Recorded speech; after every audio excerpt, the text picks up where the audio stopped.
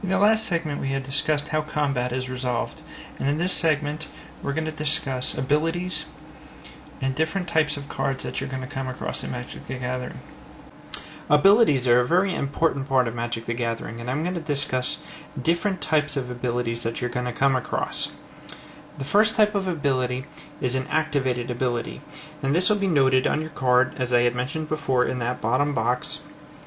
And it will require you to either pay mana of some sort, or it will require you to tap the card in order to show that you're using this ability. In this case with the Royal Assassin, it is saying that you need to tap the Royal Assassin to destroy target tapped creature. Now this is an activated ability because it's a cost and effect. The cost is you are tapping it, and the effect is you're destroying a target tapped creature. Now some cards don't require you to tap, but they'll have a mana symbol here requiring you to pay a certain mana to get an effect. So this again is a cost and effect. So this is an activated ability. The next ability type is called a triggered ability, and this is a card that is in play that is waiting for an event to happen. So in this example of Grave Pact, this card is in the play waiting for a creature you control to be put in a graveyard from play. And then each other player is going to sacrifice a creature because of that.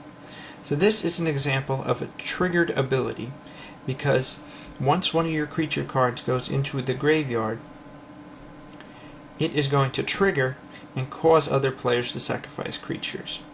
The final type of ability that you're going to come across is something called static ability, and this is something that is always on, which means it is always in effect as long as the particular card is in play.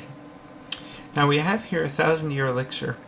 This is an artifact, and this card actually has two types of abilities on it. The first says you may play the activated abilities of the creatures you control as though those creatures had haste. So as long as this artifact is in play, you may play the abilities of your creatures as though they had haste, which means on the first turn that they come into play. So their abilities are not affected by summoning sickness, but they still may not attack. So this is a static ability because it is always on as long as this artifact is in play. Now, you'll notice under that, you're also going to get an activated ability.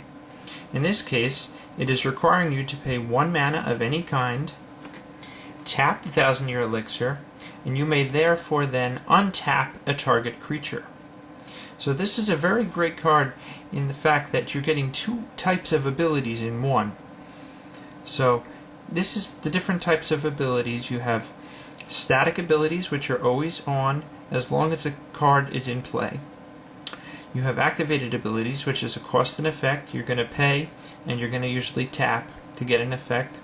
And triggered abilities are cards in play that are waiting for a particular event to happen for you to get a benefit. Another card you're going to come across in Magic the Gathering is something called a counter. And what this is it counters a spell from ever coming into existence.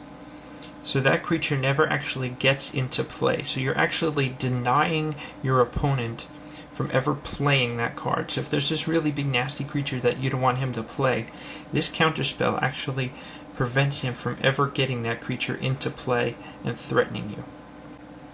Now with that, there are different types of counter spells, and the different types again will be defined in this bottom box. In this case it says counter target spell. Now a spell is anything your opponent can play. So this counter spell is generic for anything. Some different counters will say counter target creature spell or counter target instant or sorcery. So it is important to know what the counter spell is able to counter. Now there's going to be two different types of spell types that you're going to come across in Magic that are important to know when you can use them. First thing here is Shock, which requires 1 mountain to play. And you'll notice here it says instant. Now what this means is that you may play this card at any time during the game, whether it's on your opponent's turn or whether it's on your turn. So that's an important thing to note, so that if you're in trouble, and it's the other person's turn, you can still bust this card out and deal some damage to him or her. And it deals 2 damage to target creature or player. So instants allow you to play it on anybody's turn. In contrast to that is something called a sorcery. Now a sorcery is only allowed to be on your turn after you draw. So this is the time when you're allowed to play a sorcery. So sorceries may not be used on an opponent's turn. So that's an important thing to note. If you have a sorcery and you really want to play it, you can't do it unless it's your turn. So that is the difference between instants and sorceries. It's really when you can play the card. And sorceries are your turn only, and instances are whenever. And instances can even be during combat. If one of your creatures is in trouble and you need to pump it, and you have an instant which gives it some sort of a pump ability, you may play it during combat. One confusing aspect of Magic the Gathering is something called a stack. Now a stack is a collection of spells and or abilities in a given order to determine which takes place first. And now that sounds really confusing, so I'm going to create some different examples so that you can see exactly what I'm talking about. To keep it simple, I have here an Anubis Shaman, which is a 2/2, and an Honor Guard, which is a 1/1. So let's just say, for argument's sake, the Honor Guard creature is going to attack. Now he's a 1/1, and this creature here is a 2/2. So this player says, okay, fine, I'm a 2/2, I'm going to block. Now this player here then decides, okay, well, I have this instant card called Giant Growth that I'm going to play, and it gives my creature +3/+3 until end of turn. Okay, so that is the first card on the stack. Okay, this is an instant card that is played. It's the first card on the stack. So, if this player does not have anything else to play, the Honor Guard becomes a 4/4 and kills the Anubis Shaman. But this player does happen to have a card called Shock, which deals 2 damage to target creature or player. So this player is therefore going to shock the Honor Guard for 2 damage. Now this card is the newest card on the stack. So a stack gets sorted out by order of top first. So if your card is the top card, it's going to be dealt with first. So in this case, Shock is going to deal 2 damage to this Honor Guard. It's going to die.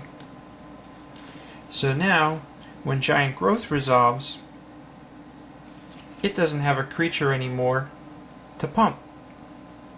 So then this becomes a null card because it does not have a destination of usage. So it's going to be discarded too, and this player is going to have 1. Now I'm going to show you this in the reverse order and show you exactly what's going to happen here. So this is how order actually matters in the stack. The Honor Guard is going to attack again. This player is going to block. Now let's say for some reason this player wants to play Shock on this creature. Now this is the first card on the stack.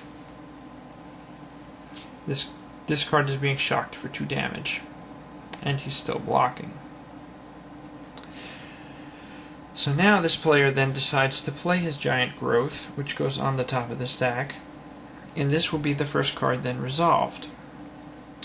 So when dealing out what the stack is going to do, in this case this is the top card, so the Honor Guard would then get +3/+3 and become a 4/4. It will be dealt 2 damage from Shock, and since it is blocking a 2/2, it already has 2 damage from Shock, so the 2 damage from the Anubis Shaman is going to kill the Honor Guard, and the 4 damage from the Honor Guard is going to kill the Anubis Shaman. So in this case, both creatures are destroyed.